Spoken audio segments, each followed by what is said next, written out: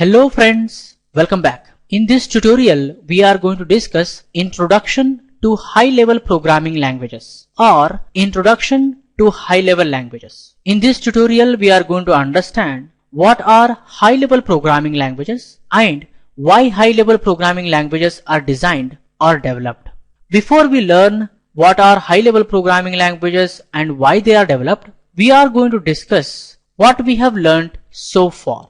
In the previous tutorial, we understood what is a computer.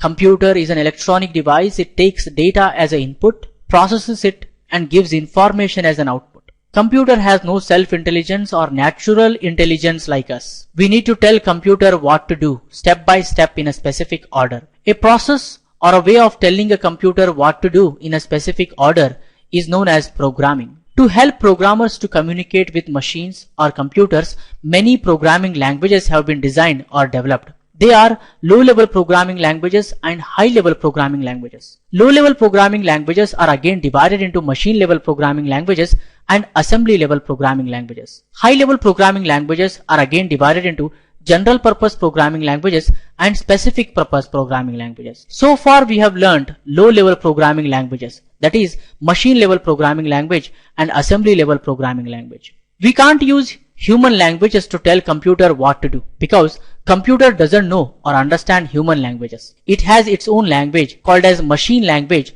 or binary language. So to communicate with computer or machines, we have to learn machine language. Hence, we created machine language first. What is a machine language? Is a set of instructions or commands containing only zeros and ones. We understood that machine languages are directly executed by CPU and code execution will be faster because no translation is required. But there are some disadvantages with respect to machine language. That is, it is very difficult to write or learn machine language. It is very difficult to write codes. It takes so much time to write programs in machine language because everything we have to write in zeros and ones. We have to think in zeros and ones. We programmers are good at English-like statements, not in zeros and ones, not in with respect to numbers. And how do we write a program or instructions for a computer in machine language? First, we must and should understand the architecture of the computer itself, like whether it is a 8-bit machine or a 16-bit machine or 32-bit machine or 64-bit machine. Based on that, we have to write the instructions. We have to understand what are the registers are available for public purpose or programming purpose and their addresses. Then we need to understand commands available with respect to that computer. For example, 1101 indicates move immediately command. 0101 indicates the add command. 1010 indicates the display command. Once we understand the binary equivalent of the commands, then we need to understand the instruction format and write the instructions for the computer. That is a process of writing a program for a computer in a machine language. But there are limitations, as I told. It is very difficult to learn, it is difficult to code the program, it is difficult to debug the errors if we make any mistakes. One of the biggest disadvantage is a code written for a computer of one platform will not get executed on another platform without any modifications or readjustments because the another computer or a platform may be of different type. Maybe that computer is of 8-bit platform or a 16-bit platform. Maybe it has different architecture like different registers available with different name with different addresses. Maybe that computer has different commands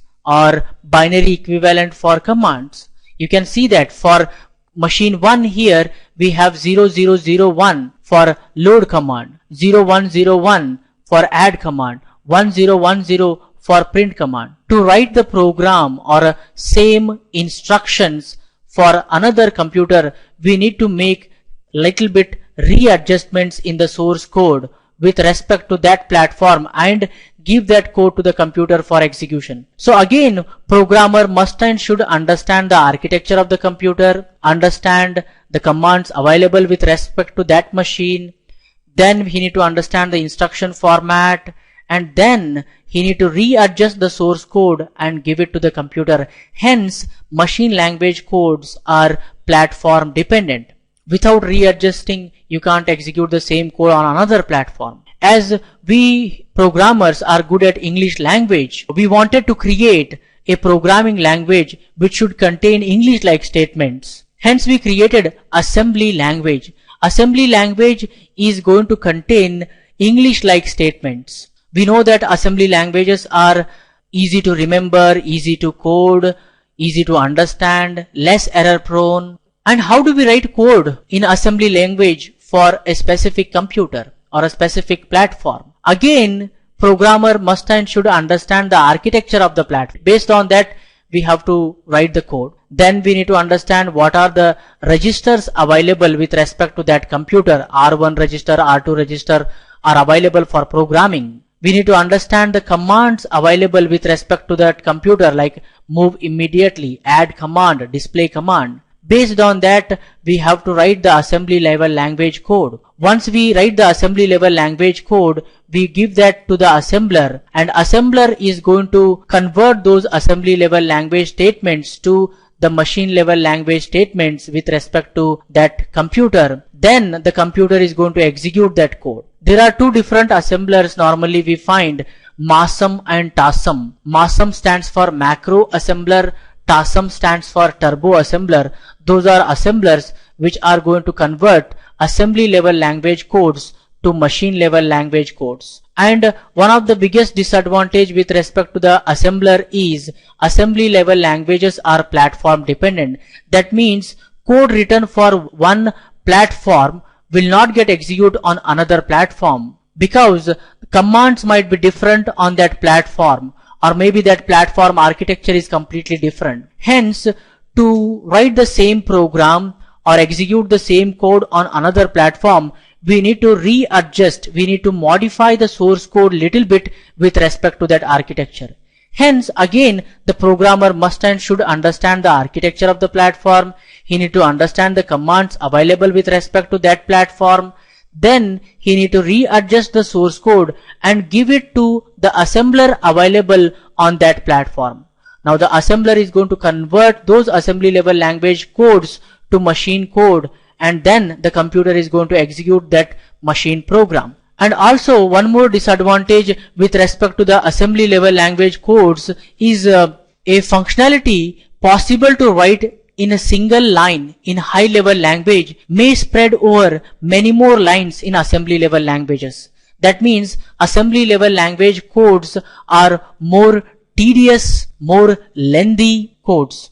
Low level programming languages are actually, as I told, they are machine friendly, because programmer must and should understand the machine architecture, then only he can write the code, and he can't write a single code and execute it on more than one platform. He can't execute a single code on more than one platform without understanding the architecture of the computer, as low level languages are machine friendly and they are platform dependent. So we wanted to create more programmer friendly and platform independent programming languages. Languages which are programmer friendly, more or less platform independent, are high level programming languages. High level programming languages are programmer friendly and platform independent. What is the meaning of programmer friendly? Programmer friendly means easy to learn, a language which is easy to learn, easy to code, easy to debug, more functionality with less code, rapid application development, reusability of the code, extendability, that means we can be able to extend the code easily, maintainability. Programmer need not to worry about the underlying architecture.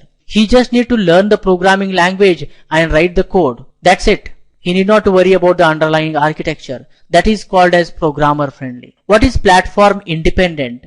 Platform independence means program written in a language that does not need to readjust or recompile for another platform for execution. If you remember, machine languages and assembly languages are platform dependent. If you want to execute the code on another platform, definitely you need to readjust with respect to that platform by understanding the architecture. With respect to high level programming languages, you need not to worry about the underlying architecture. High level programming languages codes are English like statements, and you need not to readjust or recompile. High level programming languages are either interpreted programming languages or compiled programming languages or compiled as well as interpreted programming languages. Programming languages which are compiled as well as interpreted, they are actually called as hybrid programming languages or hybrid languages. For example, BASIC, JavaScript, PHP, Python are interpreted programming languages. C, C++,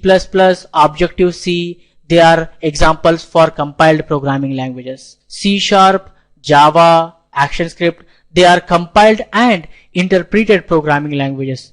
We are going to discuss about each of these programming languages in detail in upcoming video tutorials.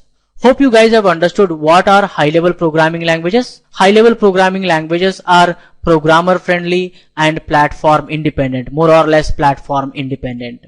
And why we created high-level programming languages? Of course, we wanted to create more programmer friendly and platform independent codes. We can be able to write code once and execute it on more than one platforms. Hope you guys have understood. For this tutorial, this much is enough, friends. In the next tutorial, we get more information. For more benefits, please subscribe, like, comment and share these videos. Keep learning, keep coding, keep sharing. See you in the next tutorial.